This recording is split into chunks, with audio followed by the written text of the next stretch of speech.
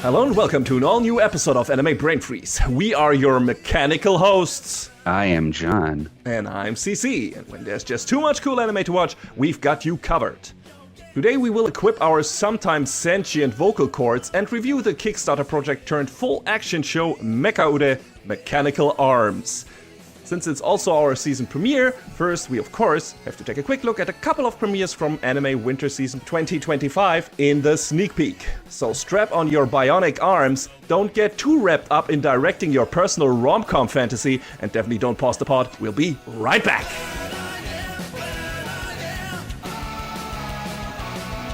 Alright, yes, here we are in the sneak peek, and as usual we've got a couple of premieres we checked out from Winter Season. I checked out more shows than I expected. When I took a first look at the honor chart listing, I was like, wow, this is slim pickings, but I also forgot about some of the shows that are, well, I guess kind of technically winter shows. And yes, I'm counting BEASTARS into that because it aired like in mid or late December on Netflix, so that's when it dropped. So whatever, it counts.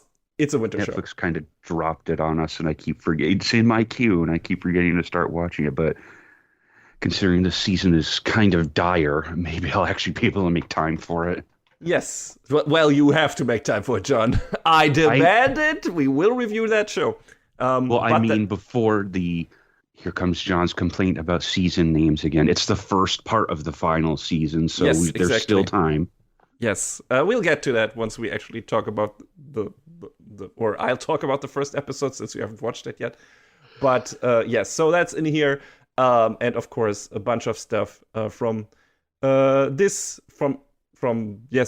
has now aired its first and second episodes or whatever in January. And we picked our usual things, our three categories: the nopes, the maybes, and the keepers. For new first-time listeners, the nopes are the shows we checked out. We said, nope, thank you, that's enough of that, and we're not going to keep watching that. The maybes are shows that hold some potential in our eyes, but we're not quite sure yet if we'll stick with it for reasons. And then, of course, there are the keepers, shows that impressed us at least enough to say, yep, gonna stick with those, probably unless they have like the sharpest drop-offs in terms of quality. So, starting as usual with the bad stuff, John, I don't have nopes, you do, so please start us off with those.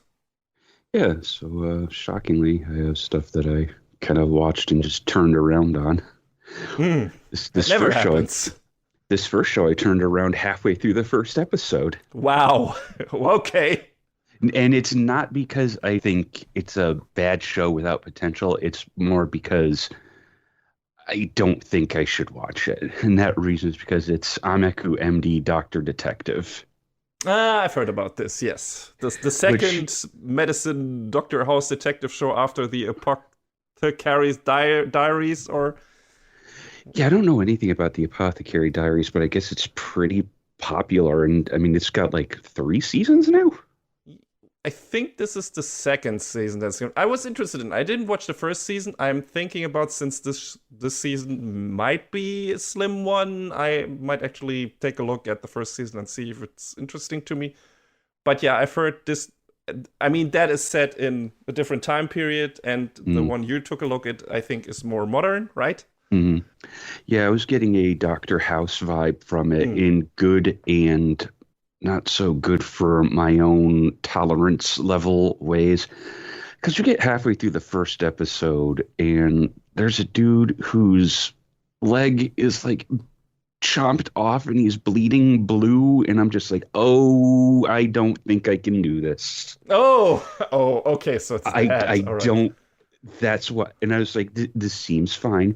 The characters are looking a little off model in a couple of the shots, but that's not production is not perfect on every show. But then I got to that and I was just like, okay, thanks. Thank you for showing me what I needed to see. I will plan to listen to the show's soundtrack because it is done by the jazz band Fox Capture Plan, and they do incredible work. So I will definitely listen to it at least.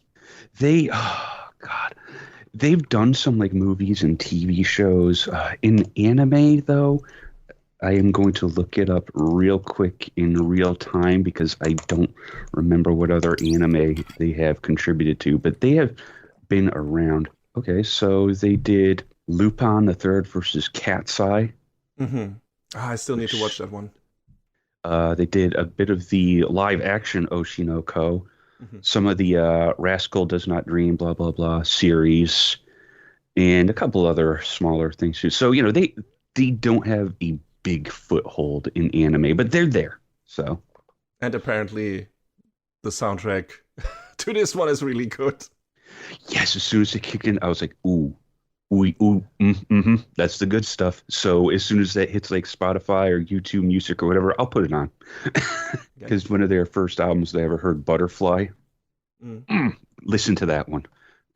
Well, I check it out. Thanks for the recommendation. I'm surprised that the blood was such a big turnoff for you that you immediately noped out of the show. You have watched bloody shows before. I mean, we watched JoJo's. It was the color that did it. Okay. And the man missing a leg. Okay. So maybe this show will be good. I don't know, but for my own sake, I had to be like, I don't think I can do this. Okay, fair enough. So maybe it won't be as bad as I heard, and I'll go back and check it out another time. But for now, I'll just let it play out and be like, okay, all right. But that's that. My other drop. Do you like light novels with long names? Not particularly, no. Why would you ask me that, Sean? You know the answer. Because I've got one here and I've got one in the maybes. Okay, well. I left my A-rank party to help my former students reach the dungeon depths. Oh, no. You know what, though? Both of the light novels I'm going to talk about are not isekai, so... Well, then you got me beat, because I have an isekai in my listing. Believe it or not. Let me tell you something on Live Chart. It's very easy to filter out light novel and isekai, so... Yeah, I don't do that. I should start doing that, because this... We'll get to it. Because there was a show this season, I don't think either of us...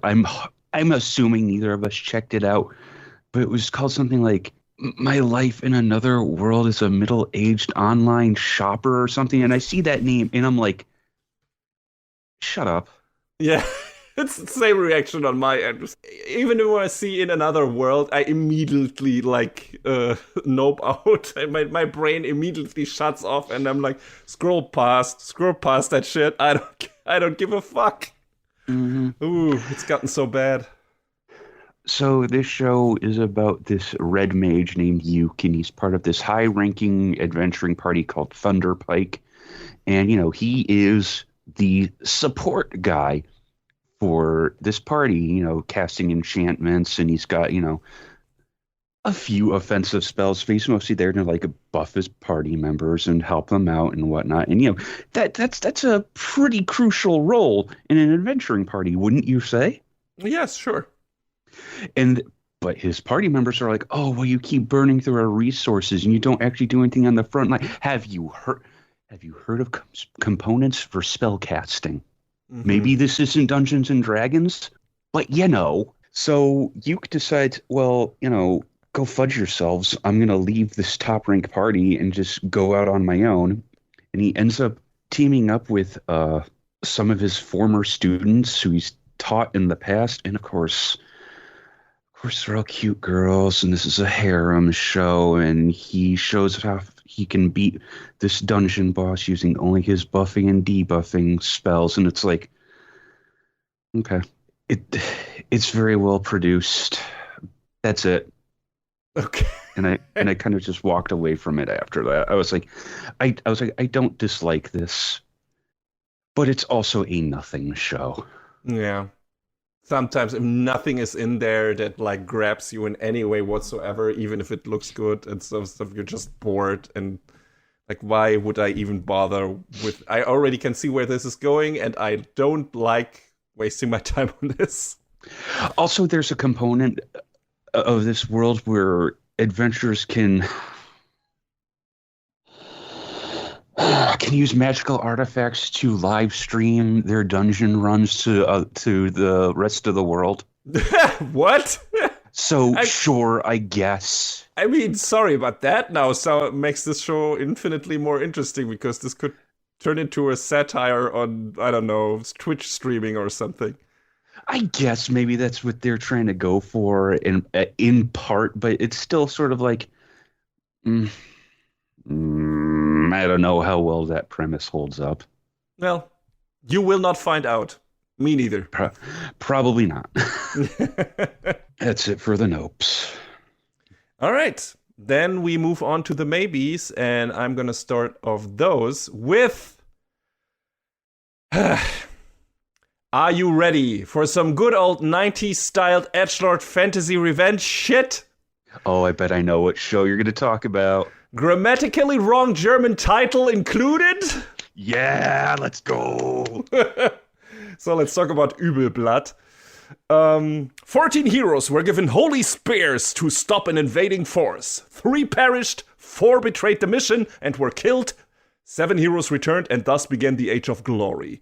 But history is written by the victors, so even though 7 heroes returned from that mission, they might not actually be the heroes of this story. So yeah, this is a satellite show. It's based on a long-running manga. I don't know how long-running. I don't know if it started in the 90s, but man, does it sure feel like it did. It's so edgy and dark, and it's like we kind of have circled back around. It started in 2004 and ran until 2019. Jesus. Okay. Well, that's not that far removed from the 90s, I guess, so it still carried over some of that vibe from I'm sorry. There's also a second manga that started last year. Oh, so it's popular enough, I guess. But yeah. Übel Blatt 2, The Knights of the Deceased King. Okay. Well, let's see how long we stick with that first show. I mean, is that also part of one of your maybes, judging from your reaction? Okay, there you go. So, like I said, I'm down to check out most things satellite. I think they had another show this season, but I just sort of was like, eh. That's also why I checked it out. Like, the summary didn't really grab me that much, but it's like, oh, it's a satellite show. I'll check it out. And from, immediately the first couple of seconds of the show, the OP, and then what happens after after it gets running, you immediately get the tone of this, like, stowaways immediately being executed in the first couple of minutes. And then we got corrupt monks, lots of blood, girls with very revealing clothing, a kid who seems to have some mysterious beef with the 7 heroes. You don't have to work your brain too hard to guess where that story is going. But yeah, it's 90s as fuck. It's really like, okay, we're gonna follow this kid named Könzel. What a name. What is that? Please tell me what that translates to, if anything. Nothing! I don't know what it's supposed to be. That's never I heard a name that I heard in the German language. Maybe it exists somewhere. It sounds super old or something like that. I've never seen this ever. But yes, this is... Immediately in the first couple of minutes, you know what you're getting from this show. That little hairy ball of revenge, and... you have the token little sister damsel character. You have a smuggler with big titties. You have the rogue weed who's throwing like these sharp rings and whatever, and they're trying to get to the city of heroes, each for their own little missions. I mean, I don't know if Althea will tag along. For now, she's only trying to smuggle them on the ship. But I have only watched the first episode, but my suspicion is she will end up on the ship with them and is forced to tag along or whatever. And there are a bunch of adversaries on this, against them. Of course, the main ones being the 7 heroes. And let's just make a wild guess here and say that the 4 people who were killed in the beginning were the actual heroes. I mean, the show kind of gives that away in the beginning anyway. It's not that big of a secret, if at all. And somehow Könzel is related to them. And... he's now gonna kill all the heroes, and that's kind of it. And there will be a lot of blood, a lot of death, and maybe a lot of fun on the way. I don't know. Like, if you embrace stuff like that, you can have fun with it. John, what do you think? I mean, I agree with pretty much all that. I just have one thing about this show, in that It strikes me as a little derivative, and I say that because Yes. have you heard of the video game Romancing Saga 2, wherein the plot is you have to take down the 7 heroes of former glory who are trying to take over the world? Oh my god. I mean, there's even a remake called Romancing Saga 2 Revenge of the Seven, so eh. Wow. I mean, I've not played any of the Romancing Saga games. I guess I should, maybe. But that is uncanny. Yeah, when they're starting to talk about the premise, I'm like, wait a minute. Hold on. This is sounding a little familiar. Wearing its inspiration on its sleeve. And I assume Romancing Saga 2 came out before the manga started publishing? That is an earlier game, right? Romancing Saga 2 is a Super Famicom game that well, released in 1993. Well, there you go. Yeah, I mean, which that's not necessarily a bad thing, but and I mean, I kind of look at it and I'm like, I can see the parallel, my dude. And I mean, it's some kind of plot device that has been employed. I mean, there's an anime called The Seven Deadly Sins, and they're all former knights and stuff like that, and then actually turn out to be the heroes of the story. This is like the subversion of that, like where you have, or the other subversion of that, where you have the actual, or who are declared to be the heroes, probably turn out to be the villains, most definitely. And yeah, so we'll see. It seems all right, but what you said holds true. It seems a bit derivative, and I don't know if it will hold my interest. I feel like in a show like that, the fights have to look really good, because that's what you get the most fun out of, like having super gory, violent sword fights and stuff like that. And the violence is definitely there. There's gallons of blood being spilled. But it's also not so far violent to a ludicrous degree. Like there are no flying limbs. Or heads, like decapitations galore or whatever. It's just a lot of blood, like, people being cut in half, I guess, but also not really, just sliced open a lot. And all right, it's just like, hey, if you go there, maybe go all the way. Like, otherwise, it seems a bit tame. We'll see. And also, satellite shows can look really good. This seems to be one of those. There are some scenes in there that look really cool. Like in the first episode, they have this fight against a big monster, and there's one scene where it's like nice camera swirl around it and everything. And there's just some cool set piece, or the city where they are in the beginning is, in terms of architecture and how it's structured, seems to be pretty cool with its underground caverns and everything. That stuck out. I like that a lot, but I don't know if all of that's will be enough to hold my interest with a story that seems so, I have seen that before.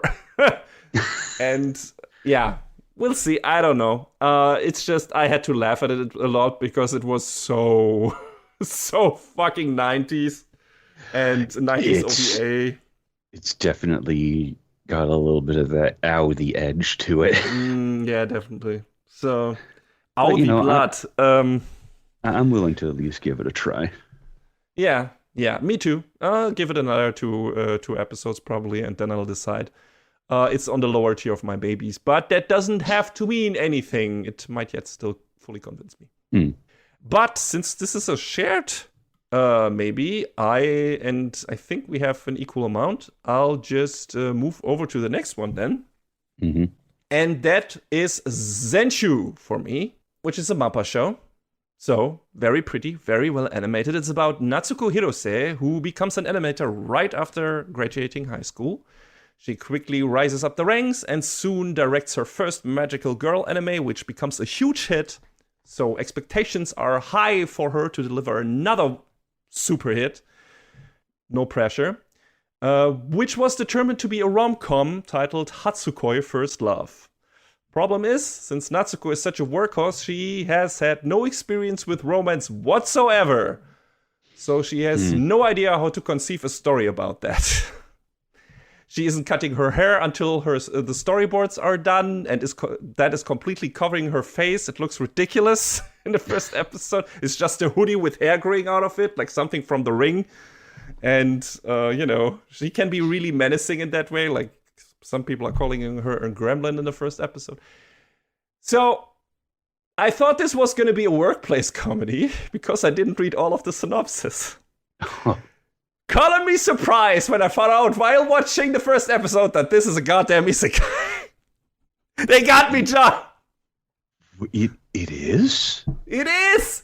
Natsuko chokes on her clam lunch and then fantasizes about her favorite fantasy anime, A Tale of Perishing, which she apparently gets transported to. Like, it's probably a dream that will help her overcome her problems with her writing and everything. You know, what happens in this? She meets her heroes basically. Like, this anime is an anime she watched as a kid. There are scenes interspliced where you see her watching it alone in the theater, and she was probably super ensnared by the spell the anime cast on her, and that's why she want to become an animator. But I also suspect she wanted to become an animator to change the story of that anime, because, as she states, the anime has a very depressing ending, which had her super fascinated. Not a lot of people liked it, but she was just obsessed with it. And she doesn't really say why, but my guess is like, because she wanted to change the story, because it's really dark, like all the friends and companions of the main character gets killed, and he slides into depression by the end of the story. And that probably, like, when watching that, she probably was like, I don't want that to happen. I want to change the story. So she became an animator to write her own, make her own stories in animation form and so on. And I assume this is why this is happening, right? And this is trying to get her back to her roots, or her brain is trying to do that for her. And that's why she's dreaming about it while she's lying in a coma from her choking on her lunch or whatever. And also, she is probably gonna fall in love with the main character, or she already did. Like, as a kid, she had a crush on him, and that's why she wanted to change the story. And this fantasy will help her experiencing that anew, or realizing that as an adult woman, and then getting something out of that to, you know, get her story realized, for the romance that she's writing to from a proper experience, quote unquote, perspective in the real world. But yes, she is transformed to she is transported to the fantasy realm that the anime that A Tale of Perishing is playing in, and then meets her heroes who don't know what to make of her. Like I said, everyone is calling her a gremlin. And then there's this cool moment where they have to fight these monsters that attack the city. And in the original story of, you know, of the anime that she was watching, that's when everything went to shit, and, you know, everyone got killed except for the main hero and everything. And she decides, I want to change that, and activates some secret magical power, and then just has her magical, I don't know what that is. It's a work tool for animators. I forgot what its name was. And that starts speaking to her, and it's like it's a magical girl anime, ha ha ha. And she's like, hey, you can change the story, blah blah blah. And she does that, and it's a super cool moment. It's really well animated. It's the first time we see her face, because her hair is covering it up until that moment. And then you have this really flourishly animated, with a lot of color work and everything, moment where her work desk is basically transported to her in this world, and she starts drawing up a new version of the part of this story, and then basically summons a monster that looks like the rough draft storyboard version of kind of the monster from Nazca, Valley of the Wind, from the end, with the huge laser beam and everything. And that monster does basically that to the monsters that are attacking the city. So, and she saves her childhood heroes with that. And that's the end of the first episode. So, surprise isekai. You dropped a lot on me with that one. Yes, it's a lot to take in the beginning. It is pretty fun if you are familiar with anime in general, because there are a lot of references dropped in here. Like I said, the Nazca references in there. She, of course, mentions a lot of anime or some anime that you might be familiar with. And there was like this poster in her workspace that very heavily reminded me of Guin Saga, just from the glance that I saw, and I was like, wait, is that okay, could be that, or a reference to that anyway. So and like once she gets transported to the fantasy world, they do a lot of riffing on the stereotypes, on the tropes, on the archetypes and everything. And she's where she immediately is like, wait, have I been transported to another world? That usually only happens to neets, shut-ins, and fucking losers. They're like, well. And so that was nice. I was like, okay, the show knows what it is. I like that. I like when it's self-aware, especially when it comes to that genre, right? When it's like willing to take a fun jabs at that. See Konosuba, right? So it seems to be going that way a bit, at least when it comes to her characters. The other characters are, of course, playing it super straight because it's, you know, the normal world for them and everything. But she's like, you know, the out of touch outsider, and she's now in this world and trying to change the story. I don't know if they will use this setting for the entirety of the show. Like I said, it was a surprise to me that they were going to this at all. Like that is where the story was going. I expected this to be a work comedy, and it kind of is, I guess. That's what I thought too, from what people were talking about it, and then I just never dug any deeper, and I'm like, It's, you know, it's a weird concept, but it's an interesting concept, especially if she having the perspective of an animator and director who is now trapped in a world all too familiar with, right? So this could be doing something interesting, like we had with Recreators, where you had characters from fictional stories that met their creators and had exchanges with them. And if they do something like that in this, that would also be super interesting. I would be totally down for that. If the story goes that route, and if the character stuff stays interesting, like I would be, if they really do like a personal journey stuff where it's like, hey, I experienced this story as a child. It made me dream. It made me want to write my own stories and so on. But now I'm in a slump and I don't know where to go from here. The pressure is high. The expectations are high. And I've lost the grip on what stories I actually want to tell. And having this personal journey of her well realized could make this a really cool show. Problem is, right now, I don't know if the show will actually be able to do that properly and make it interesting. Like, you know, the ability she has of changing the story by, you know, drawing up in high speed a new version of the story on her work desk, on her magical one, is technically just super strong magic, which we've seen before. So, you know, we have seen a lot of isekai with characters just being overpowered in the respective fantasy world due to their form of profession or skill set. So it all comes down to what the story is gonna put the focus on, how the character development is realized. We basically haven't really seen anything from the heroes yet. Will they have any character at all, or will they just be archetypes? We'll see. For now, I'm just gonna lavish into the production values of MAPPA. It looks really good, like I said.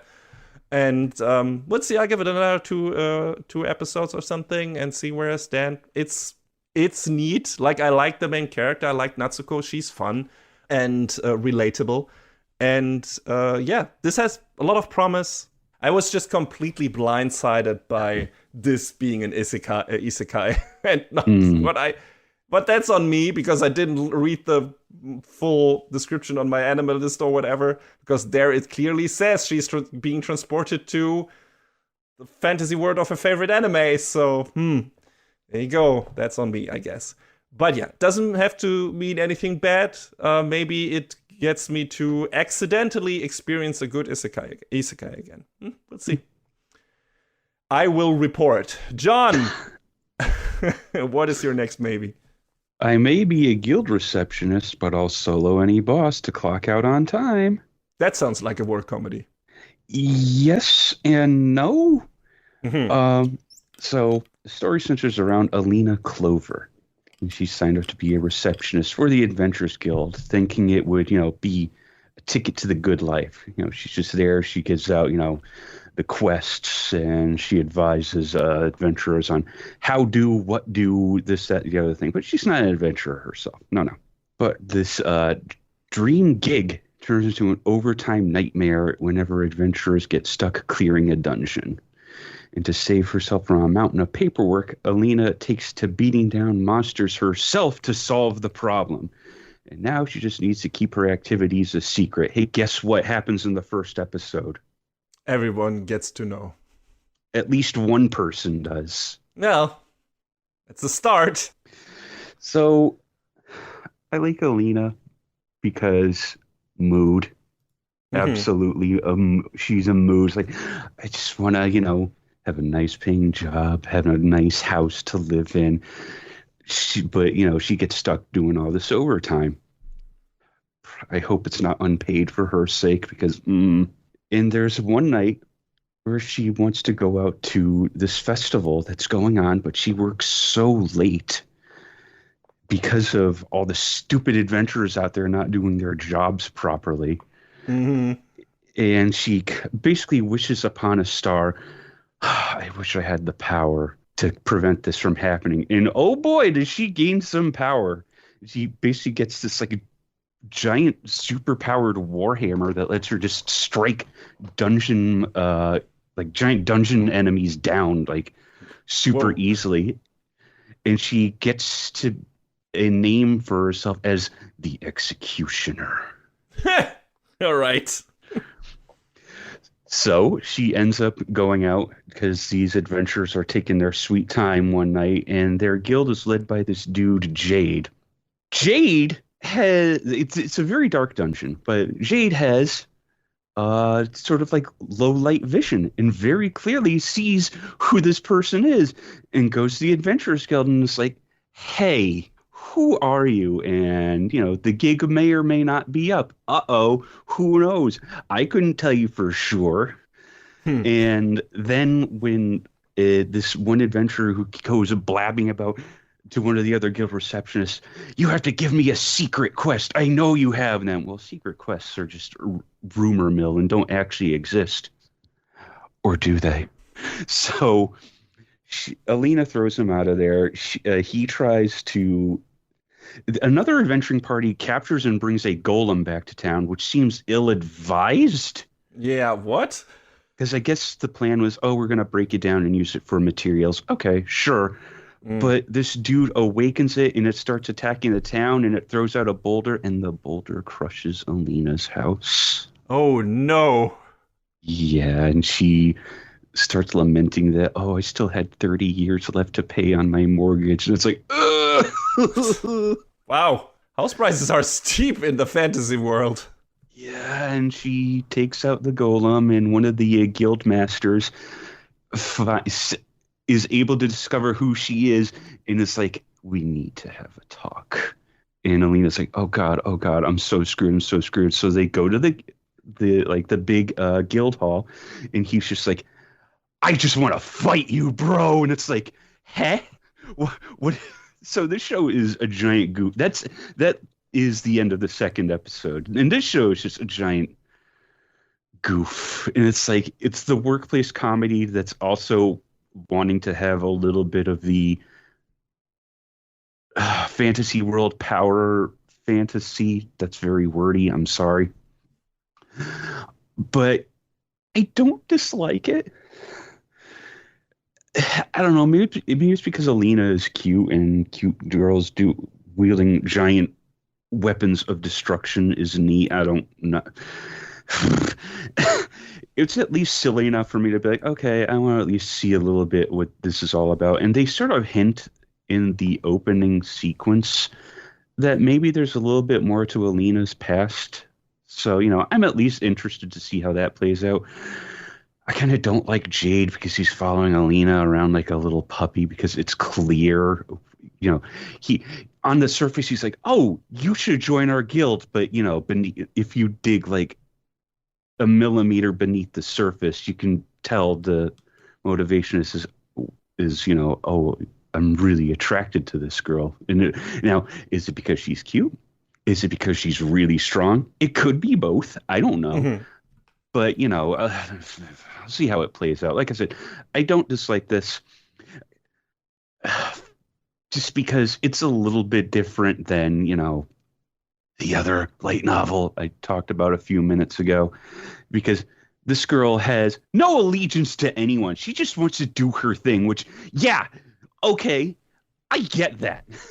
I'm willing to watch at least a couple more episodes and see where it go and what it do. It's a very pretty show. It's animated by Cloverworks, so which Nice. Cloverworks, Alina Clover. Yeah. I don't know if that was a coincidence. Probably. I'm just glad that there are at least some percentage of light novels that aren't also isekais. So some people seem to be getting the picture. Yay! But that's that. What you got next? My next maybe is sports, and I guess technically Medalist. It's about this girl, Inori, who desperately wants to become a figure skater. But being in 5th grade, so 10 or 11 years old, she is right at the cutoff age for getting into that sport because you have to start very early. And her mom is too worried that she might get injured. So Inori has to kind of sneak into the ice rink by bribing the owner with worms for his pet birds. What? It's kind of cute. Yeah, she's digging up worms. And it's like, here, for your birds, please let me ice skate here. Okay, all right. But you know what? All right. It works. So one day she runs into Tsukasa, who's like this 26-year-old guy who catches her sneaking into the place without knowing the background and everything. He's trying to hunt her down. She's like, no. She's running away, of course. He got into figure skating pretty late with 14 and is now struggling with his chosen career, even though he made it to the nationals. Like he considers himself not good enough to take the assistant coach job he is offered by his former dancing partner Hitomi. He's like, that was just a fluke that we made it to the nationals. That was all because of you, and I'm not cut out for this and everything. Like he has obviously baggage, right? Because he started so late, and he thinks he wasted time and everything, and he thinks he's not good enough to actually be a teacher.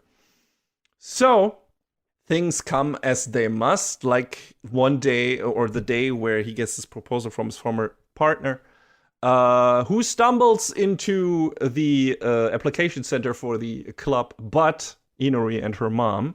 Apparently because Tsukasa gave Inori said, well, if your mom doesn't want to let you do it, you have to be insistent, otherwise she won't give in and everything. And apparently Inori did that, so her mom took a very special approach to discouraging her daughter from her dream. Oh, no. Jesus Christ. So she takes her to all the clubs in town to have the coaches tell her that it's pointless to try because she is already too old, it's too much work, she'll never catch up to the kids who started early, and she will never be good enough. Jesus Christ. I get the intent, especially since Inori's older sister got into the sport early with 5 and later hurt herself, so she had to quit, couldn't realize her dream. I get the intent, but way to go, Mom. Enjoying paying for that therapy down the road, like already raking in the shitty anime mom scores for the ranking of 2025. She's gonna be in the top 3. Anyway, Tsukasa ain't let that gonna fly, because he and Inori are kinda in the same situation, only years apart, right? He also apparently didn't have supportive parents, and way too late realized that he actually wanted to do this, or that he had to do this, and, you know, now he's in this situation. So he wants to spare her from that, and he says he's gonna train her. Yeah, and that's what it is. And he realizes, oh my god, this girl's got the chops, because of course Inori has not been sitting on her ass and just dreaming the entire time. She's been sneaking into the ice rink pretty much every day, and she's got it. And when he sees this, he's immediately like, holy shit, she's so good. Like, she got the basics down. She listens. She immediately picks up what I'm telling her. This is amazing. And his friend, who is actually a coach at this place, is like, don't get too enthusiastic. Like, you're going overboard, dude. Like, he's so enthusiastic when he sees Inori actually doing her, picking up his first lessons and everything. It's like, this girl, I'm gonna take her to the fucking nationals.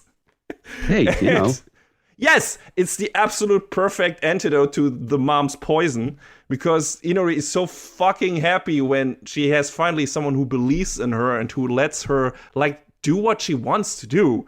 It's just like, there's this fucking great and heartbreaking moment in this first episode where she's just says to her mom, I know I probably won't be good enough, but I just can't do anything else. I have a bad time at school. I feel out of place. I'm a loner. I don't know what to do. The only thing that makes me feel good and like I'm worth something is ice skating, and you won't let me do that.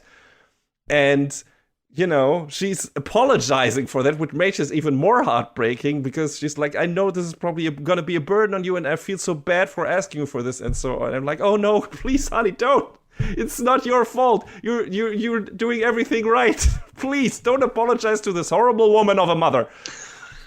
Mother of a woman, I don't know. And Tsukasa is the perfect, antidote to that. Like I said, his reaction is so heartfelt, and because, he also obviously has a big passion for the sport, and he sees this girl and he's like, no, she's got it, and I can take her places. I see the potential here. And I actually, the moment where he realizes that she is picking up his lessons and she can immediately perform his moves, or very quickly perform the moves he showed her, he's like, oh my God, this is so much fun. I think I like being a coach. I like to teach people that and see them become better. And it's so cozy. Like, it's so heartwarming seeing that. And yeah, that's probably going to be the story. Like, we have them. I mean, the show is called Medalist, so I can assume the training sessions are going to bear some fruits sooner or later. But I assume that at least the first couple of episodes is going to be about, them building a relationship, and some obstacles need to be overcome, because figure skating is a very demanding sport in terms of it being expensive, like paying the training sessions, everything, and having to put so much hours in every day, and the risk of injuring yourself is high, and so on.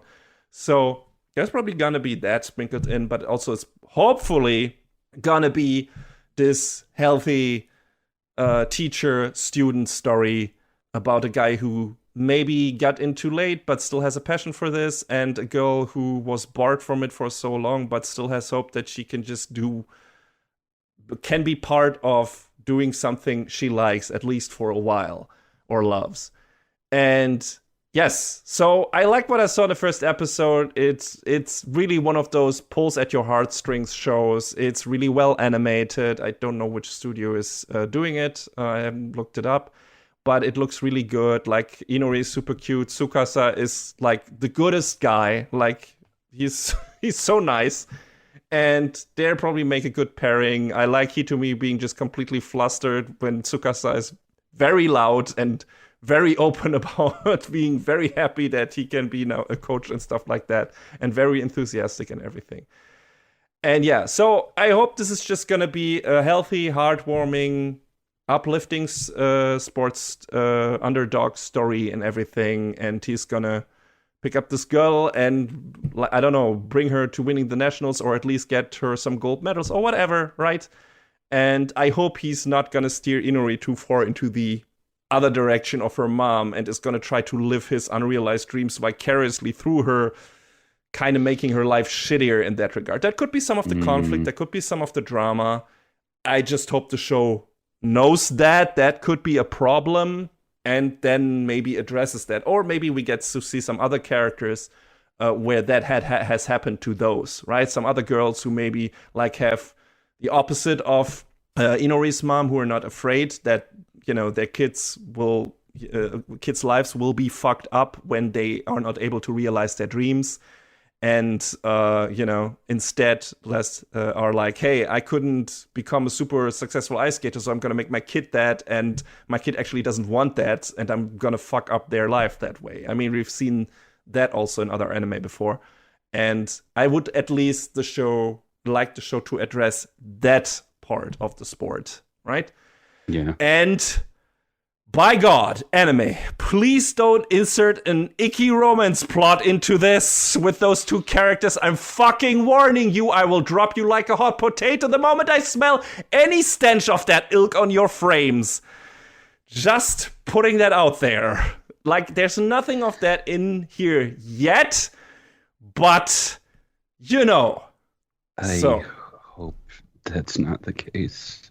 Yes, right now I have no reason to suspect it, but I'm just saying it regardless because there have been some shows in the past where that suddenly sneaks its way into the story and into the relationship between the two main characters, and you're like, not okay.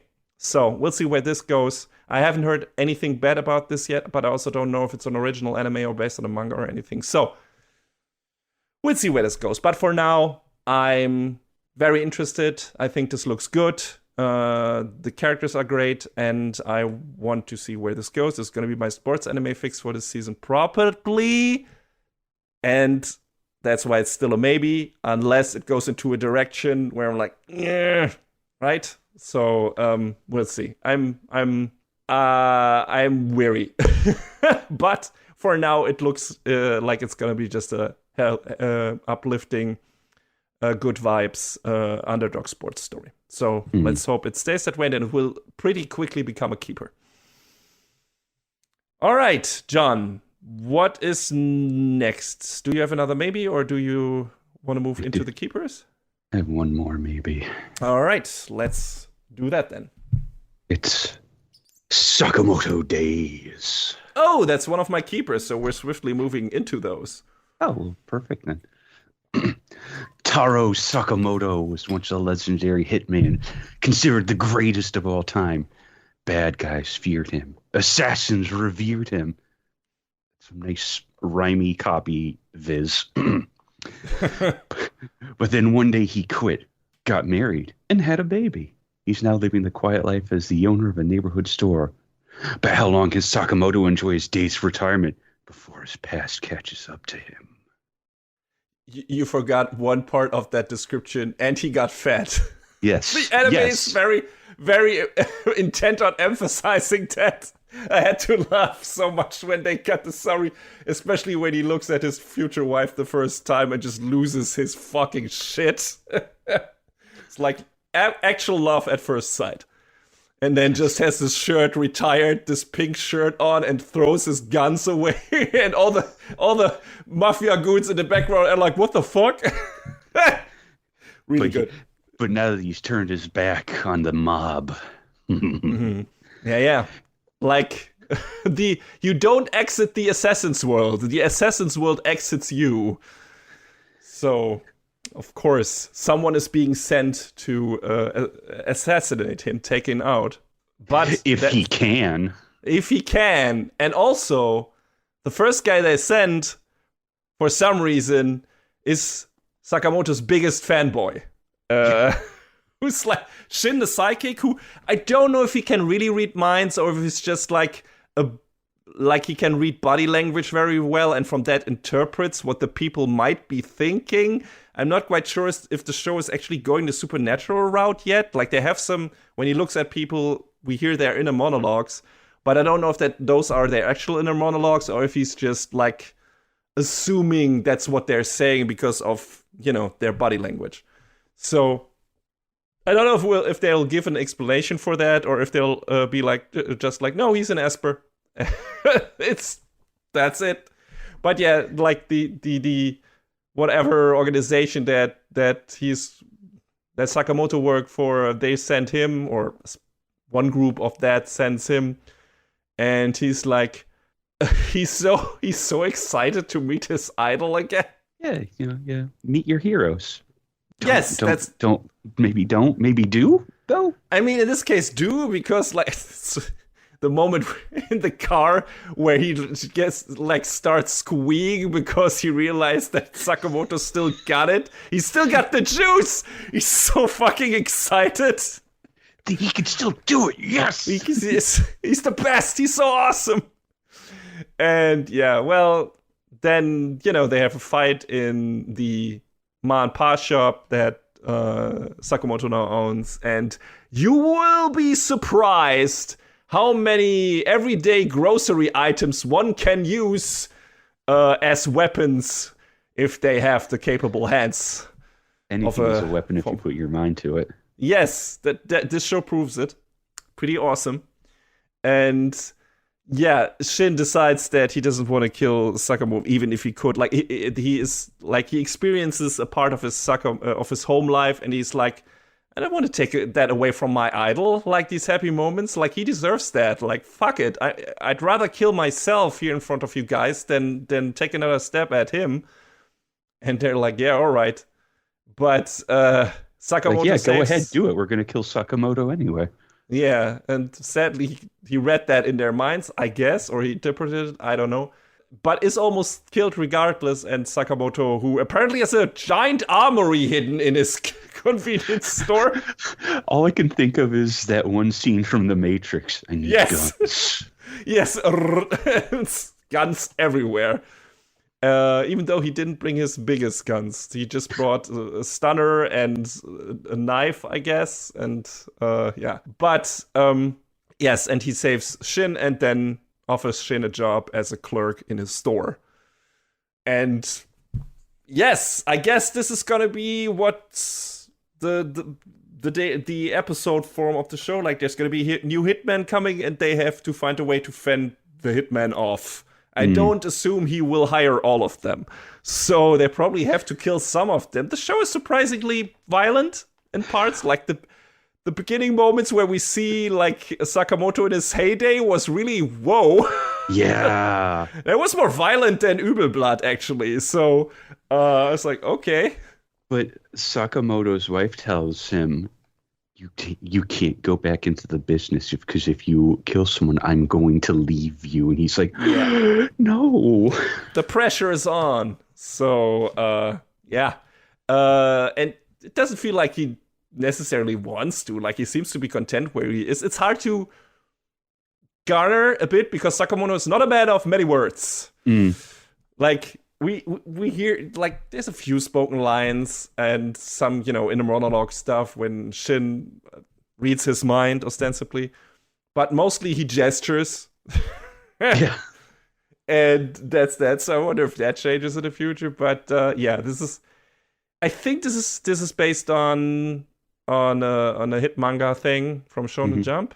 I don't know if it was a gag manga or if it was turns into mainly an action manga or something. From the setup, it feels like it's gonna be like a gag manga thing where we have funny new hitman encounter, funny quote unquote, each episode, and there are already a bunch of weird side characters introduced, like that weird kid that hangs around at the store all the time, weird little freak, and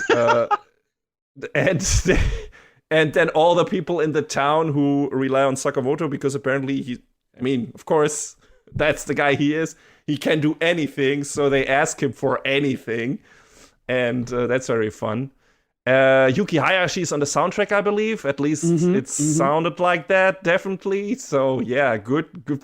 That even created a moment of dissonance for me in the beginning where it's like this really triumphant My Hero Academia Haikyuu music, and then you have Sakamoto just fucking blasting through people, killing them left and right, and I feel like that was in need of maybe a bit of a darker piece, but that sounded so heroic. It was like, Hayashi, maybe. I guess he's the hero of the story, but still what he was doing wasn't necessarily heroic, but whew. But he's so cool, though. He is. That's true. But yeah, good music, of course, because Yuko Hayashi is the shit. So, yeah, it's a fun show. It's a super fun show. And it's, even though it's airing on Netflix, apparently it's aired weekly, right? Yeah, so there's something weird about that.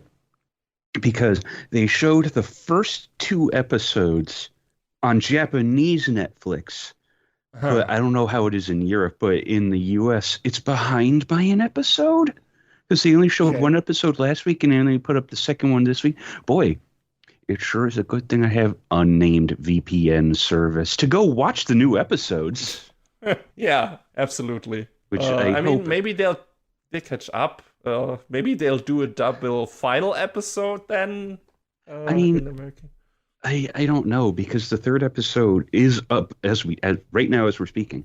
It is up on Japanese Netflix, but on the American one, it's still 1 and 2. Yeah, I saw that. So, and I've watched the 2nd episode yet, but I mean, maybe that is because of the dub. I don't know. I wonder about that. Seems like a too short turnaround, though. I would assume that at least half the season is finished at this point. So I don't know. But yeah, that's weird. But I kind of like that it's on a week by week basis and not like dropped to binge. We both prefer the weekly model, so it's nice that Netflix is apparently doing that for some anime anyway. They have been doing for a while, at least over here in Europe, I think. I can confirm I'm looking at it now using unnamed VPN. The dub is available on Japanese Netflix. Interesting. Okay. So that's a choice that they are making, apparently. Very weird. This seems strange, but yeah, let them do whatever they want, I guess. As long as we get the episodes eventually and have a fun time with it, as I did with the first episode, and apparently you did as well. Yes. Like I said, for me, it's already a keeper. I was looking forward to this for a while because I heard a lot about the manga in advance, and then I was like, oh yeah, this concept sounds super fun, and this seems like it could have some potential in terms of gags and fun developments and everything. And yeah, looks good also. Yes, it looks great. So, I'm just not 100% certain yet, but it is a keeper. It is a maybe bordering heavily on being a keeper. Mm-hmm. So, all right. Then what is your first actual keeper? Because well, from current season, I don't really have one. Like, I'm going to be we mentioned BEASTARS earlier, which I know you're probably going to talk more about in a second. Yes. But Dragon Ball Daima is pretty much it, and that's also continuing. So yes, I don't really have a lot to contribute this time around. Well, and for me, the other also ran thing is Dr. Stone Season 4, which is starting to tackle the final arc. I don't know if it will finish that in one core, but yeah, they're going to space, which seemed to be the logical endpoint for this story in terms of about science advancing at rapid speed. Like in season 3, they were starting to sail the ocean. So of course in season 4 they are now already traveling to the moon. But yeah, I'm interested to watch it. The problem is I haven't watched season 3 yet. Only watched the special that was bridging season 2 and season 3. I think the first episode of season 3, but not past that, because I was like, hey, I'm gonna finish that, and since you're not watching it, I don't feel like doing another Quick and the Dead review of this before this show is finished. So that's what I'm gonna do. Whenever this is finished, like I don't know if it will wrap up with season 4, or maybe it will get another core in season 4, or maybe it get to season 5. But whenever that show is finished, I'll definitely review it. But that might still be off a while. Maybe it's next season, maybe it's the season after that or after that. We'll see. But I'm looking forward to finishing up the story because I really like Dr. Stone season 1 and 2, and I'm looking forward to what the solution, the reveal of the mystery is, who is responsible for everyone turning to stone and everything. And apparently the solution to that mystery lies on the moon. So we'll see. Interesting. But yeah, then the last keeper, and we already talked about this a bit, or mentioned it at least, is BEASTARS, the final season, which technically is still a fall show because it dropped in late December, but it's also not finished. Like John said, it's going to get another core. I don't know when that is dropping. Have they announced that yet? Is it going to come in summer or in spring? Let me do a quick search. Everything I'm looking at, there's no date, so... Well, all right. But 12 episodes are out. I think it's 12. And then we're probably going to get another 12 to wrap up this final season. And we're going to review this once the final season is completely finished. We're not going to do an interim review of this. So we have more to talk about when we review it. But yeah, it's picking up where the last season ended.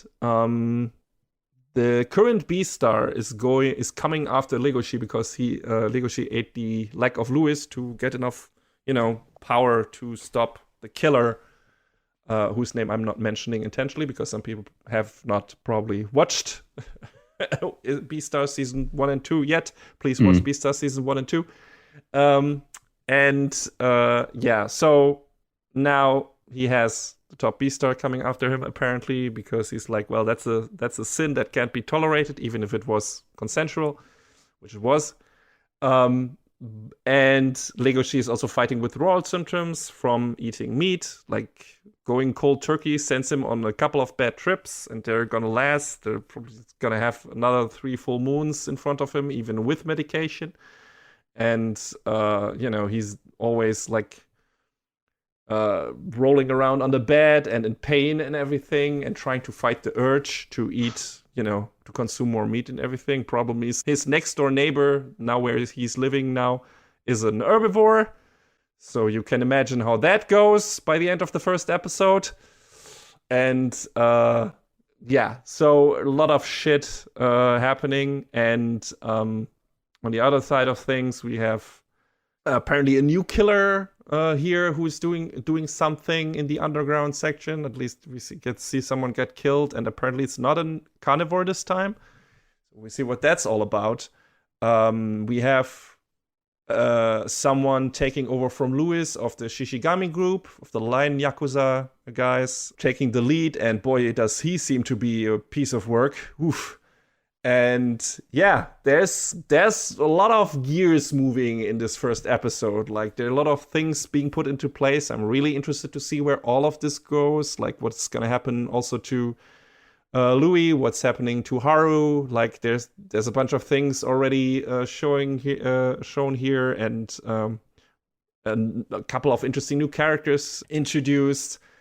Like, some new glimpses at what life now is going to be like after the big blow up at the end of second season, because of course that would leave lasting effect on, school life in general. For example, there's now strict segregation between herbivores and carnivores in the school, starting with the next school year. So no mixing anymore of classes and everything, because it was deemed too dangerous by the school board. And yeah, Haru, poor naive Haru. She's like, hey, now that I'm in college years, I don't have to deal with all the bullying from high school and everything anymore. And like, oh, you sweet summer child. Yeah, she thought she had already experienced the worst in prejudice, xenophobia, and bullying the world had to offer in school. Welcome to the world of adults, sweetheart, where everything is exponentially worse, as her rabbit friend who dates a lion experiences firsthand. But yeah, everything I've seen in the first episode is super interesting. As usual, it's animated super well by Orange, and I'm just super hyped to finish up this story. I love BEASTARS Season 1. I loved BEASTARS Season 2. I think it's a standout series. It's super entertaining. It looks good. It sounds incredible. It has incredible soundtrack. And the characters are amazing. So I'm really, really, really interested to see how this one wraps up. I hope it's going to be a satisfying end. Won't leave me wanting. We'll see. But yeah, John, I assume once you pick it up, you will also be enthralled again. And I think we hope that Netflix will drop the second part of this season rather sooner than later. Yeah, I just gotta get around to it. You know how it is. Yes, it's always like it's always more demanding if there's already like 12 episodes that you have in front of you, except of just one. So it was like that with Stone Ocean. It took me a while to get around to watching the whole thing. I mean, I can kick you occasionally. So be like, at least verbally over the internet, and be like, John, have you watched BEASTARS yet? And I'm going to annoy you so much that you're just going to quit the series. That's fair. I will do it. Shut up. Yeah. No, don't worry about it. Take your time. I mean, it's gonna probably be a while until part 2 drops. So, I mean, you said probably summer, which honestly sounds plausible. So, there's a lot of shit already announced to drop in summer for me, though. Like that's gonna be a big season where I watch a lot of shit. So I wouldn't mind it being in spring or in fall either. So we'll see. I mean, when I was looking ahead to summer, it was a lot of this year's looking kind of dry for me, so... Yeah, not for me. Kaiju number 8 is coming back. There was something else that came back that I know I'm forgetting, but I was that I'm really excited for. Let's see. Maybe it was the second part of... I don't know. It was something. I will look it up again. But I remember there being a lot more in summer for me than in spring, and in winter. I mean, it looks like spring had, or was it that? There's some stuff in spring. Spring has Fire Force. Spring definitely has Fire Force, which, yes, 100% yes. Mm-hmm. Yes, more Arthur, please. Which Always is also Arthur. a 2-core show. That makes sense. I mean, this is also going to be its final season, right? I think so. That I wasn't too sure about, but there's also another show returning in summer that we discussed briefly. Don't give that away. And it will come back to bear soon enough. Yes, and I will lavish in making fun of you for doing that to yourself again. But that's enough of a tease. That's it for our sneak peek for winter 2025. And we will move over to our not only, but one of 2 reviews this season, because for us it's going to be a slim review season. But yeah, we're gonna get to the first one of those 2 in just a moment.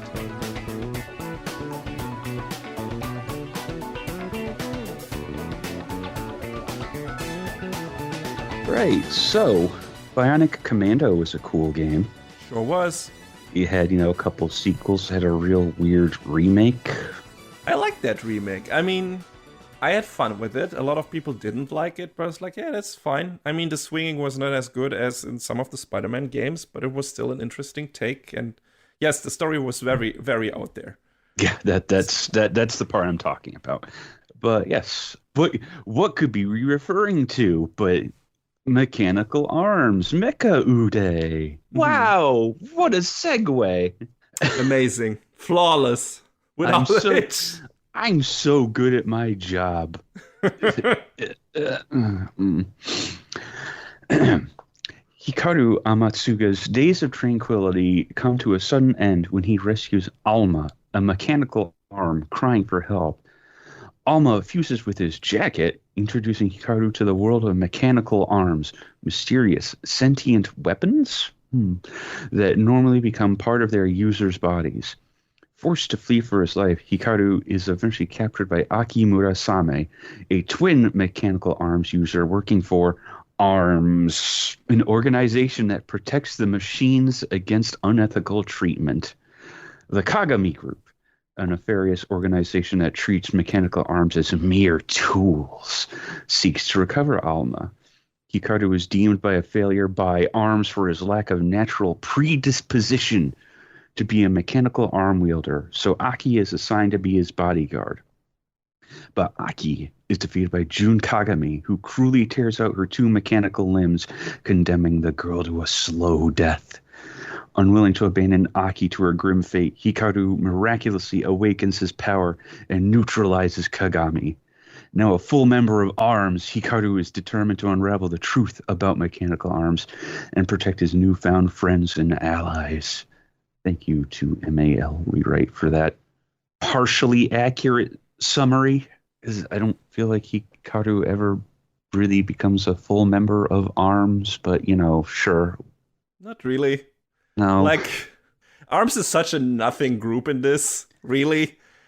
I mean... All I can ever think of is the stupid Nintendo game. The boxing game, you mean? Yeah, the game was called just ARMS at retail. Oh, right. It wasn't Project ARMS. You're right. What I had to think of was Azure Striker Gunvolt, and this being Quill or Feathers, and the character designs were screaming Gunvolt at me with all the neon shit and everything. Also, like everything, I don't know, that worked really. And then the main guy of ARMS. Fucking, like, immediately vibes of the bad guy, kinda. I mean, who is in the beginning not a bad guy from Gunvolt. Spoilers for Gunvolt.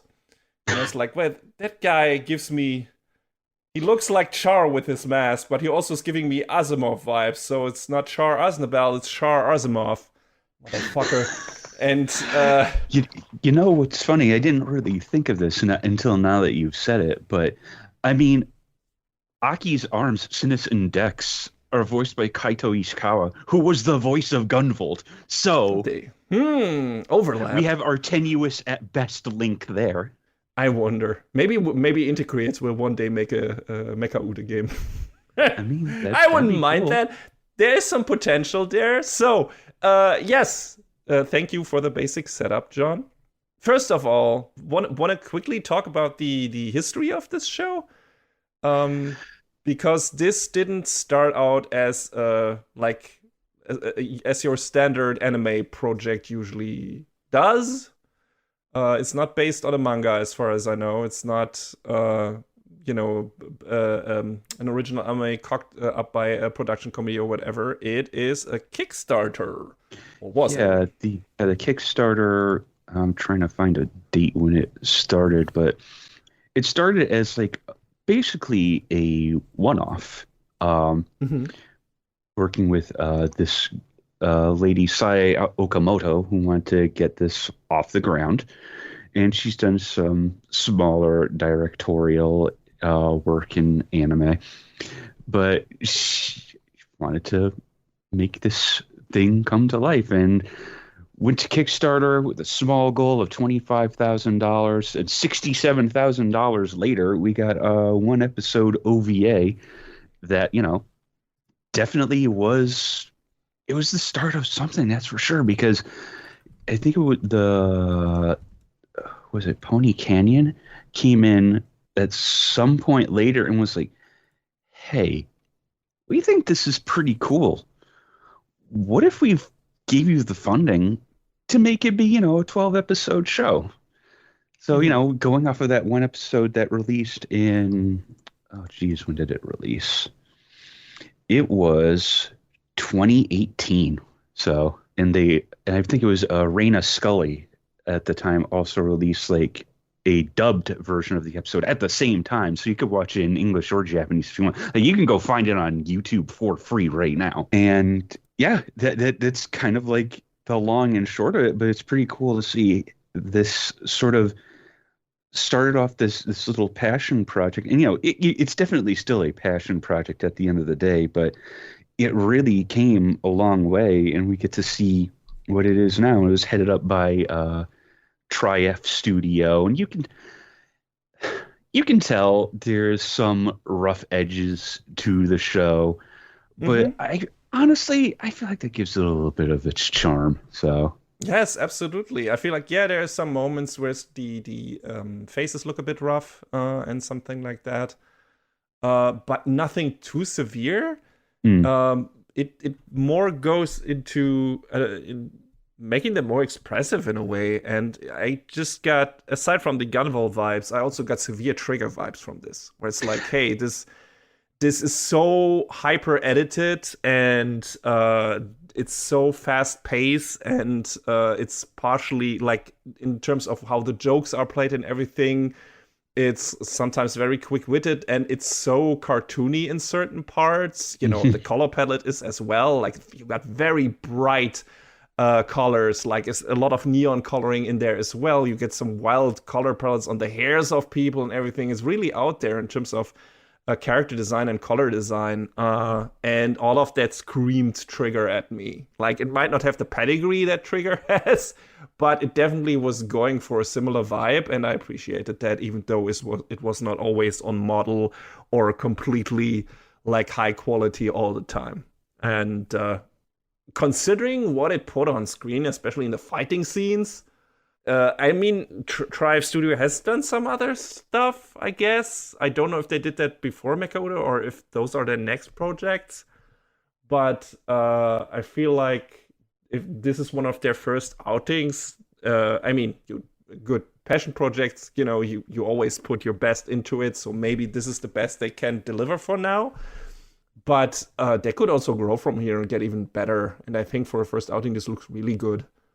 Had no complaints there. Yes, in some parts it was noticeable that it wasn't always completely perfectly pulled off and everything, but it never stuck out to me to a degree where it's like, this bothers me.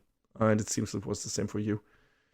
So, yes, I like that a lot. And I like, of course, I always like when they're going like, these kind of stories where it's like, hey, we have this one-off passion project, and then we are given the funds to make a bigger, more realized version of this. And I love that. I think that's cool. I hope they get to do more of this. We'll see. We'll talk about this after we're done with the review, if there's more to become, maybe. But yes, so from the basic setup, this is a pretty standard science fiction action show. Or science fantasy, I guess. Yeah. You got your typical high school guy, although he's a bit older than maybe your usual protagonist. I mean, I guess he's a third year, right? Because at the end of the show, spoilers, we see some hints that was their last year in high school. And so some of that feels like it's older than some of the maybe other shonen-styled action shows we've seen in certain parts. So that was interesting, even though the character designs feel younger than the characters themselves probably are. But it works regardless. And Hikaru is set up as this guy, our main character, who seems to have a good heart, but has a problem with taking the first step in all matters of life.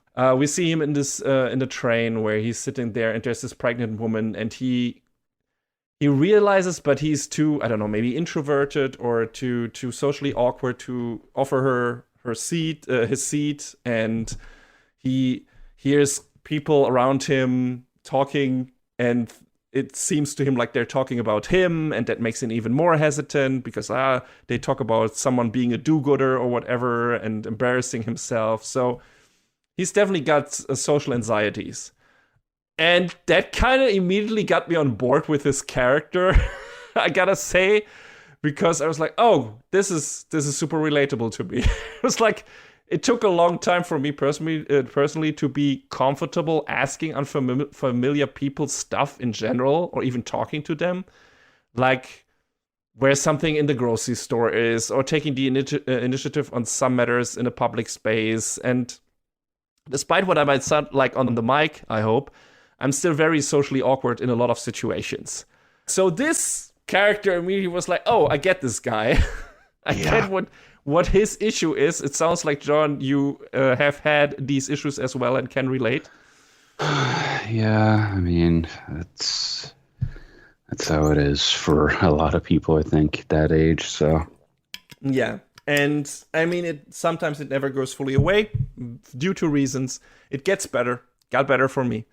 But for him, he's still in that phase where it's like, I'm not that guy. I don't do well in these situations. And I kind of need someone to help me get over that hump, to find my way, to find the courage to take some first steps, to speak out, to take a stance, and so on.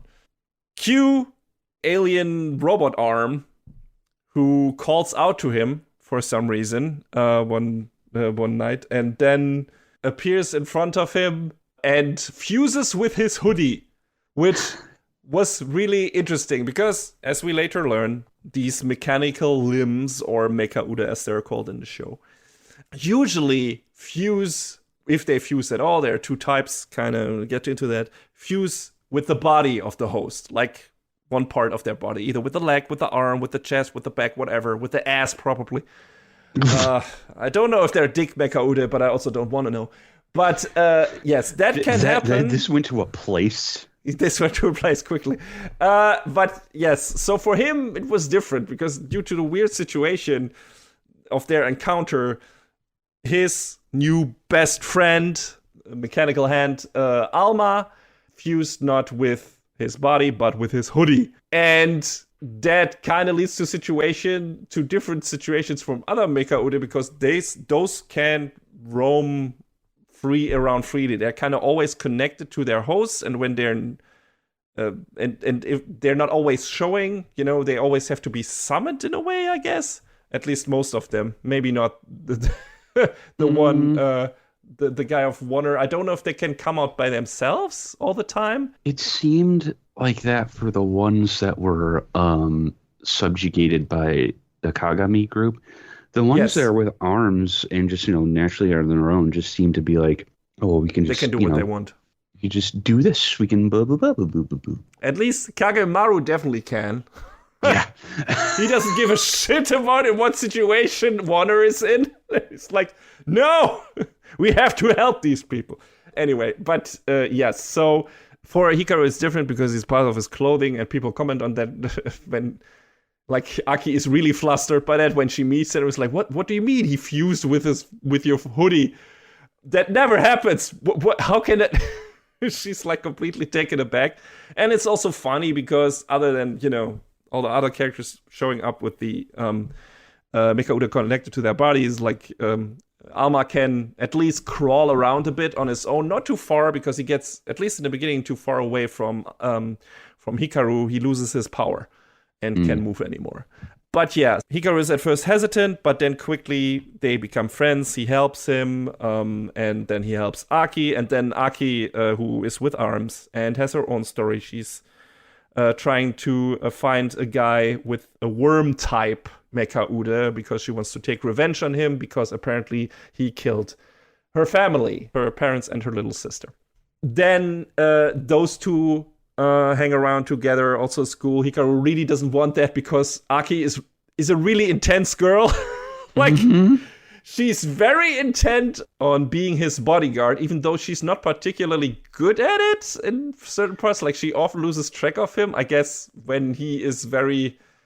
When they're already in a battle situation, Hikaru tends to sneak away and she doesn't notice because she's so wrapped up in the fight, which is understandable. But outside of that, she's just constantly his shadow, and she smashes through his window on the regular. Yes, instead of taking the door, and she's just running after him and everything. She can be easily distracted with food because that's definitely where her passion lies.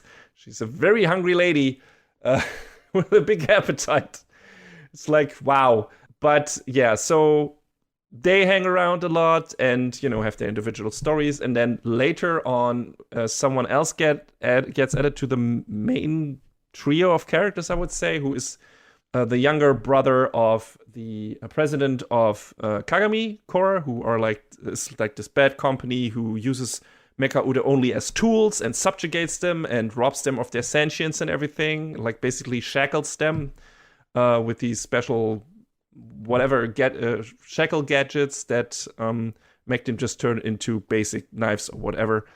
Not basic. Like, Mecha-Ude can transform even when they're in shackled form, like into a bunch of things, into Gatling guns, into knives, into swords, whatever. Like, there are a bunch of different types that can turn into different things. We have a sentient one down the road that can turn into a big old motorcycle. So Mecha-Ude are versatile. Unless you have Alma, who is basically always turning into a bigger fist. the more the series progresses. Sometimes you just need big fist. Yeah, sometimes just throw a big fist. And that little brother of the Kagami president is sickly, and he wants Alma because Alma is a special Mecha-Ude. Everyone calls it the trigger arm. Trigger, ha! There we go. And and he wants to take that for his own because he assumes that with that that will cure his illness, which is, I think, he can't. I don't know if he can. There are a couple of characters maybe who can't do this. To fuse or to fuel Mecha-Ude, you have to use these things that are naturally part of your body. Arbitrarium, or what is it called? Yeah, that's it. It's along the lines of unobtainium from Avatar. I also call it midichlorians. Yes. So it's the same thing. So human bodies generate that, and I think Mecha-Ude use that as sustenance or whatever, or it's a symbiotic relationship. I'm not sure. But I think June, the third character, can't produce that or whatever, and he needs Mecha-Ude, special Mecha-Ude to heal him. And Alma is supposed to be that. So he goes after him with a prototype thing and fights Hikaru and everything. But they then become frenemies as these things goes, rivals, right? Where it's like he only sticks around because he wants to fight him and he wants to be who beats Hikaru, but he helps him. He ends up helping him out all the time because of it. And yeah, it's that old dynamic, but it's fun. And yeah, so that's the main trio, and from there a bunch of other characters are introduced, and the show sets up a couple of mysteries, like what is the goal of Kagami Group, what exactly does ARMS wanting to liberate the Mecha-Ude entail, what happened to Aki's family, why did Alma lose his memory, what exactly are the Mecha-Ude when it comes down to it. So yeah, a bunch of things that are happening at the same time, and all these individual stories and character stories progress. Then we have a bunch of side characters thrown into the mix. One of the standout ones, and I alluded to that particular character in the intro narration, is Meru, who she is for sure the audience surrogate, because she just wants to marry everyone off to everyone else. Well, not everyone, I would say. She's particularly obsessed with our three main characters. First, when Aki rolls into the school to be the bodyguard to Hikaru, and immediately asserts dominance by putting her desk directly next to him. Meru is immediately smitten as oh, this is a rom-com, high school rom-com happening, and I'm gonna make that happen. I'm gonna support both of these. I want that to happen. Every time something happens where these two interact, she completely misunderstands the situation and and assumes this is a new romantic kerfuffle. You mean it's not? It's in her head, it will always be. And then later June gets into the mix and she gets her bisexual flavor mixed into that, and she's even happier. And yes, so suddenly it's a BL story. Oh, yes. Yeah, there's this love triangle, and she couldn't be happier. So she is really fun. And then we got a couple of fun side characters in there. Not all of them given a lot of screen time, really, which is also which is one of the problems of the show, I would say. It's also one of its benefits. So this show has one of the most intense breakneck pacing. It hits the ground and it just goes. Yes, it goes. It never lets up. There's no downtime in this show. Even in the moments where you think, well, this is a downtime moment. No. They're just going to throw a new character in there, or a fun beat, or some breakneck edited jokes, like slapstick jokes or visual gags. It's incredible. It's intense. And might come across as too hectic for some people. I kind of liked it a lot. It felt super breezy. It felt like a super quick watch because there was so much shit happening in every episode. You know, it's also pretty funny. The stuff with Meru constantly trying to create her own visual dating novel experience is funny. The dynamic between Hikaru, Aki, and Jun is fun and quick-witted. There's a lot of fun banter between the three. The exchanges between Alma and Hikaru also have a nice buddy comedy feel to it, and it's good vibes. It's a lot of fun interactions in this show, and then you have the amazing battle scenes. There are a lot of fights in this show. They are not all on the level of super Sakuga, I don't know, Mappa stuff or UFO table stuff or something like that. Far from it, but they're so well and quickly edited, maybe sometimes a bit too quickly for, to always know where you are at any given moment. The show demands of you, a lot of you in terms of keeping up with the action. But if you're attuned to that, I had a lot of fun with the action scenes because there was so much cool shit happening in terms of shot composition, in terms of, you had a lot of cool tracking shots, a lot of moments where there were these nice, not necessarily 360 moments, but where the camera was completely panning around someone. But definitely moments where you had this big area and then the camera was moving around a bit, like from a helicopter shot, and you would get a bigger grasp on where this set piece was happening and everything. And it looked really cool. I did not expect that in a show from kind of first-timer studio like this. Like, there was a lot of vision that I felt from this show when it came to the visuals and the composition of the fight scenes. John, what did you think about the fights in this?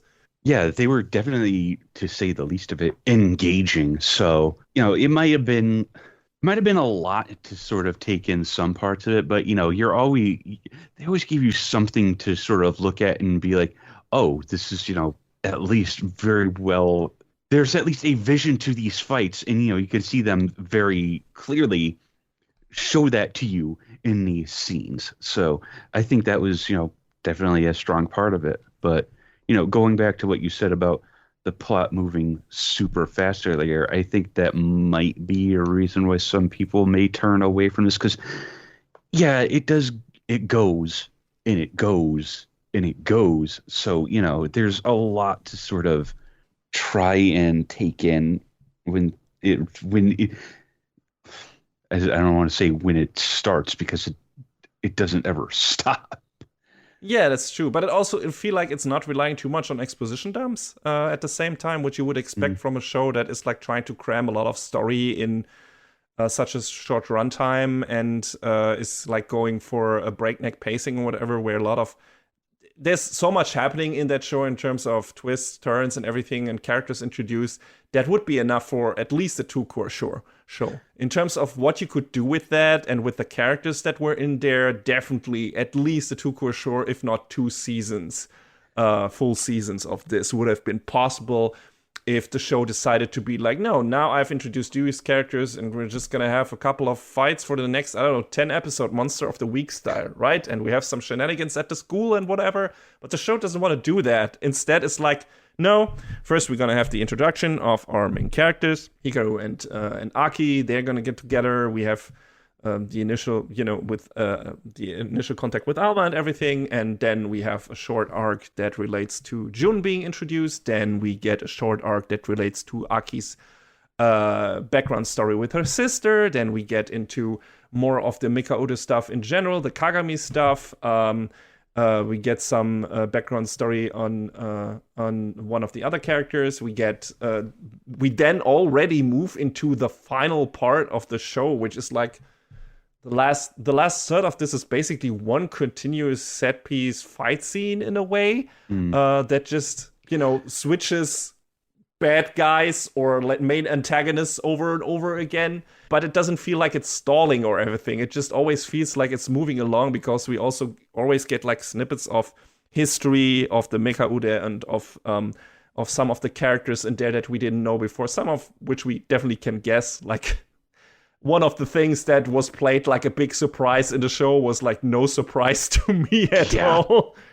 And I immediately telegraphed that to John when I started rewatching the show, because I stopped after the first episode, and then I binged it before our review. And I was like, I just start this up again. I just want to let you know, even if I eat my words, I know what this character's about. And all I said was, I guess you should keep watching. Watching, yes. But yeah, I was half right, I guess. Yeah. I gotta say, though, that I do appreciate that things did keep going the way they did. Because in anime, too many times, like, the big pivotal plot point that should have been revealed way sooner, it's usually like the last 2 episodes. At least in this, we had things that were going, so it felt natural in its progression. Yes. Even though this show did move fast, I would like to refer you back to the Kickstarter OVA, which was like a speed run of the first 3 episodes. So seeing it in the show proper, getting a little bit more of its proper due time given to it, was like, okay, so we sort of got a taste of what they wanted to do, and this is the fuller, more expanded version of it, as much as it can be. So it was nice to see, because I made sure, I forget what order I watched it. I think I watched the first episode, then I went back and watched the OVA. And then after watching the second or third episode, I was like, oh, okay. So that was just a primer for, you can expect this. Yes. Yes, and that makes sense in terms of what the content of those first 3 episodes is. And that works as a nice, little thing, and then you can heavily expand on that, and the show does that. Like, goes into the lore, goes into some of the characters. Talking about another thing that is a bit of a downside to the quick pacing is that we have a couple of potentially interesting characters in there who just are like in the show for like 2 seconds. Like, we have this character Tani and Karex, like a guy with his frog-ish Mecha-Ude, who get taken out, I think, in episode 3 or something, like very quickly. And the problem is the show places as this tragic, harrowing thing, and we have like spent time with these characters for like 1 minute of the show. Yeah, like they're team members of Aki. They're from ARMS and everything, and then they get taken out by the worm guy, the worm Mecha-Ude user, and it's like, oh my god, no, Tani. And I'm like, who? Oh, that guy. Yes, we just spent 1 minute at the beginning of the episode with him, but the show is like, oh god, this is the horrors. And I'm like, okay. And these are the moments where I'm like, okay, if the show went on for not 12 episodes, but 24. And we had a bit more time to spend with Tani to get to know him and his interaction with Karex and everything. And he has this moment in the beginning of the show where he helps out of the episode where he helps out Hikaru, and you immediately, oh, he's a good guy, he's from ARMS and everything. But then immediately gets taken out of the show, and it's like, okay, you could have had more impact if you had a longer running show and they go on to get some missions together, do some stuff, free some Mecha-Ude from Kagami Industries, right?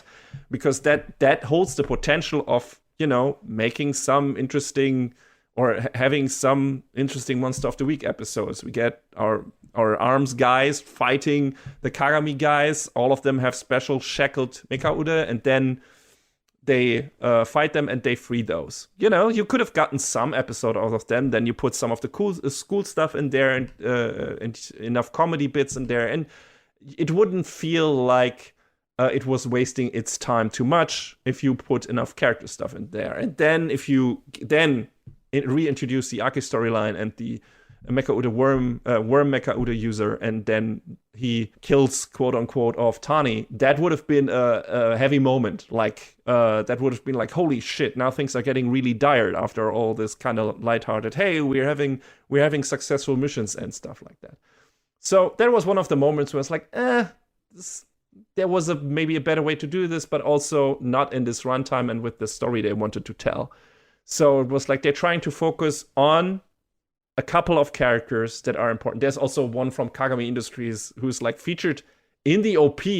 Like he is a sword Mecha-Ude user, and he seems to be like, oh, he's a strong opponent. And then he has a fight with Aki like in the second half of the show in one episode for like 2 minutes, and it never appears again. And it's like, that could have been the antagonist for like 1 or 2 full episodes, I guess. And the way this guy behaves is fun and everything, because he's like, hey, I'm a middle-aged man, I kind of don't want to do that, but I also can't lose my job, because what else am I gonna do, right?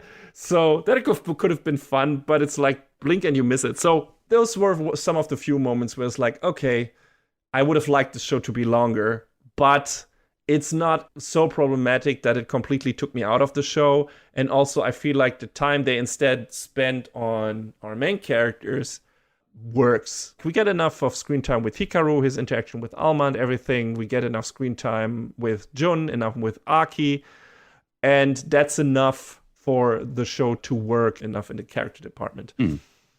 I probably would have liked to get a bit more out of the bad guy. I get the motivation and everything, and where he's coming from, but it's like, there is an emotional component here that you set up in this show, and it doesn't really pay that off that well. I mean, there is something in the final confrontation that, again, tries to bring that up and tries to work with that and everything, but I feel like they could have emphasized that more to get more of an emotional response from me in regards to the motivation of the main villain specifically. I don't know how you felt about that.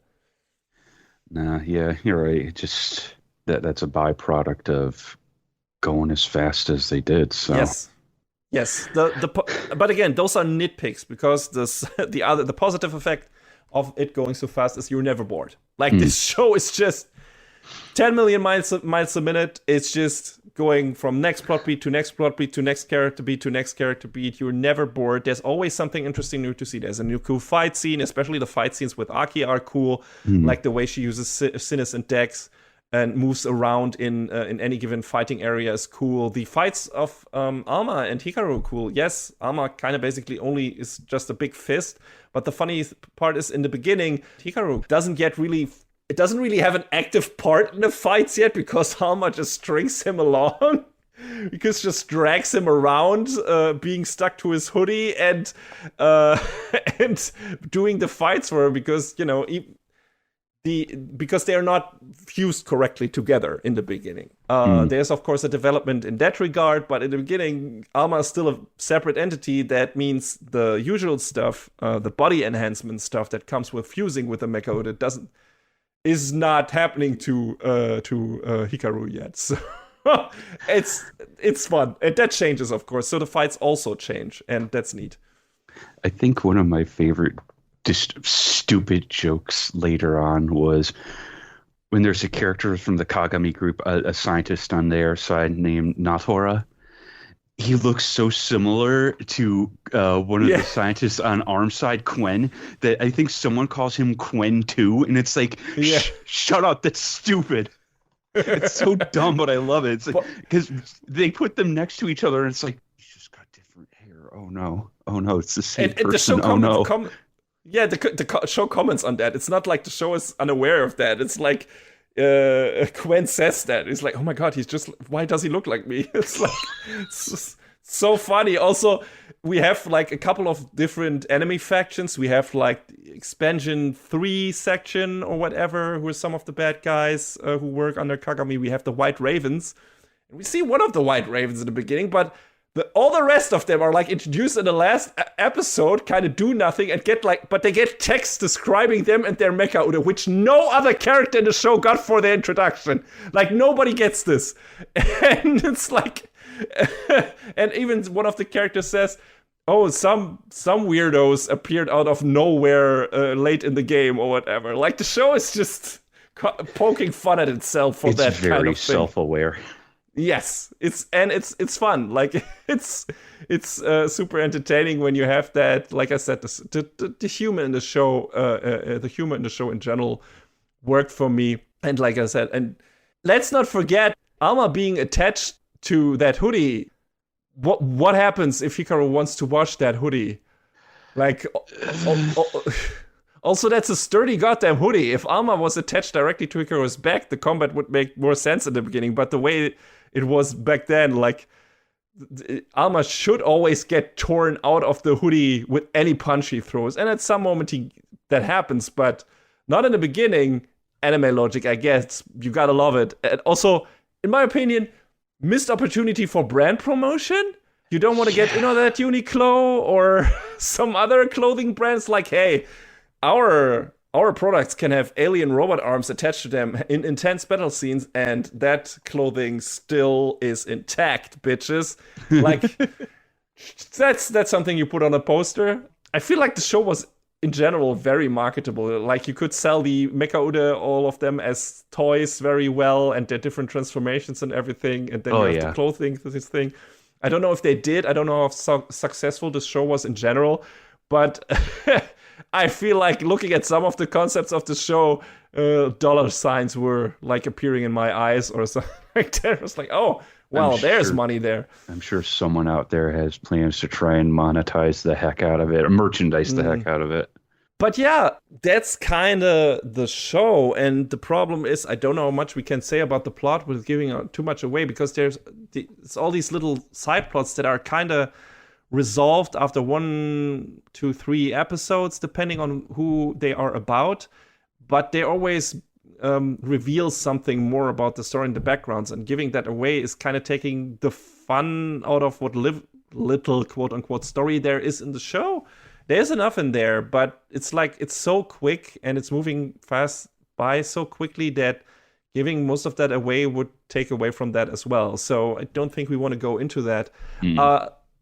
It's just a very quick-paced, fun show. Like we both said, it might turn some people off how fast it is, how quickly edited it is. Like the editing in this show is what gives it, among the story moving along so quickly, gives it this breakneck feeling, breakneck pace feeling. The scenes switch very quickly, not only in the fight scenes, but also in the gag comedy scenes, but also in the story scenes. There's a lot of cuts in this.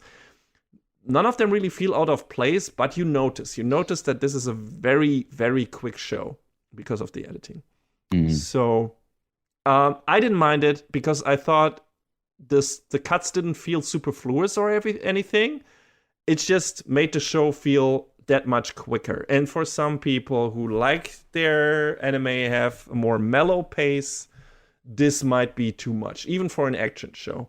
I can't tell. Like I said, I liked it. John apparently liked it. So give it a try, I would say, because there's enough happening there. Nothing too out there. Like I said, you can, for most of the stuff that is happening, you can guess where the story is going. A lot of this is standard stuff, tropey stuff.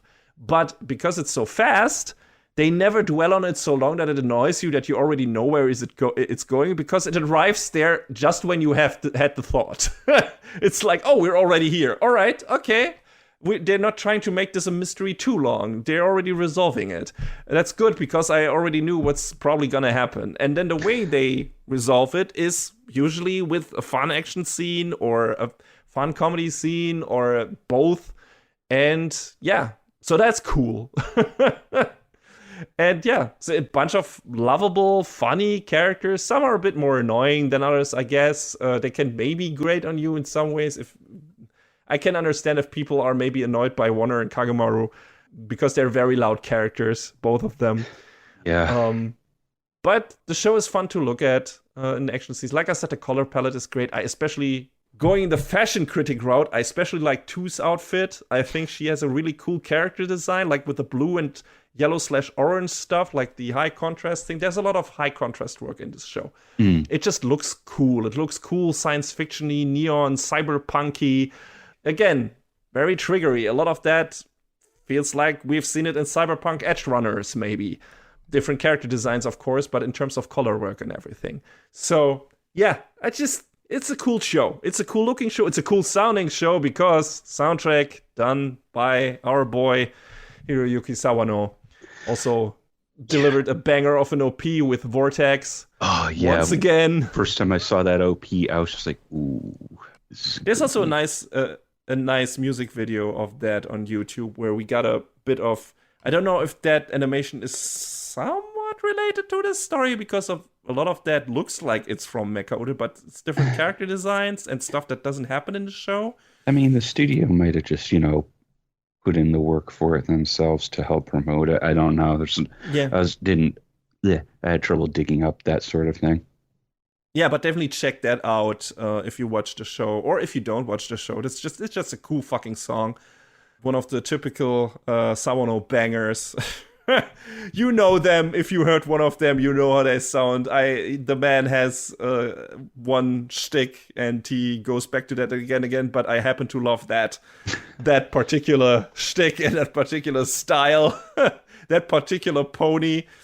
So he's just awesome. I just love his music, and this is another one of his great soundtracks, in my opinion. It's just super fun to listen to. It emphasizes the action scenes perfectly.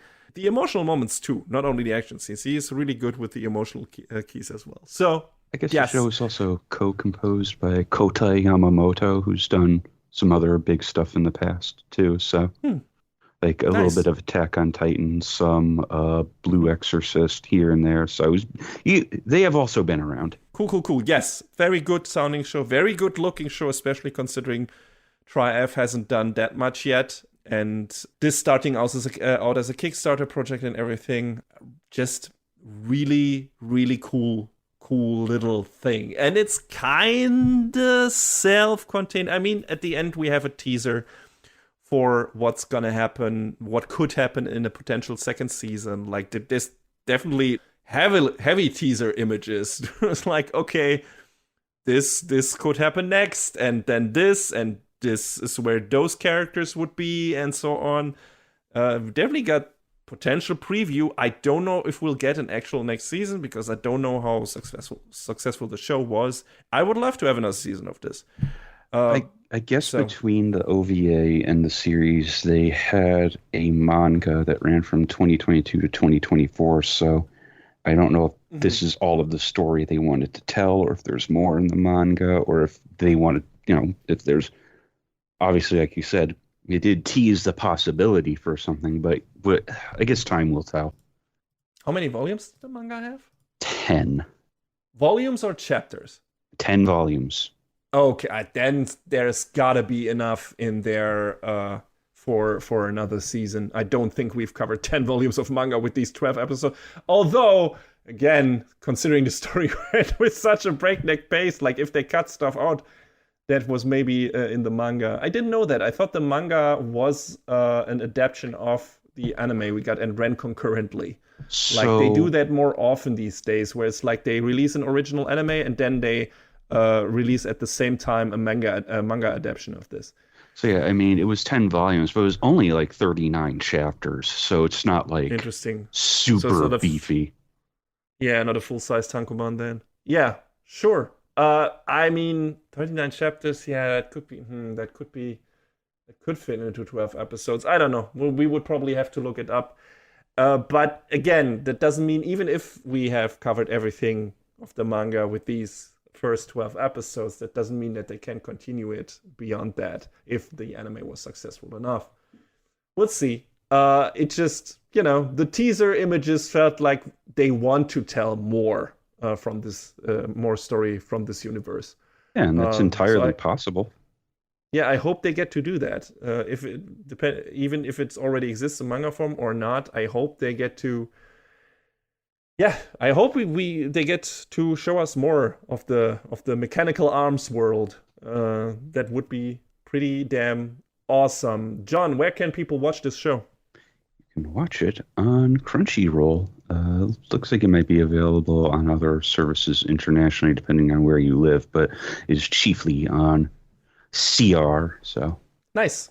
And yeah, if you like action shows, if you can tolerate or even like very quick pacing, if you like good action scenes, fighting scenes, and a bit of wacky comedy at the side, because the show is super wacky at moments and very loud. If you can stomach all of that or even appreciate it, then I recommend you put this show into your armory.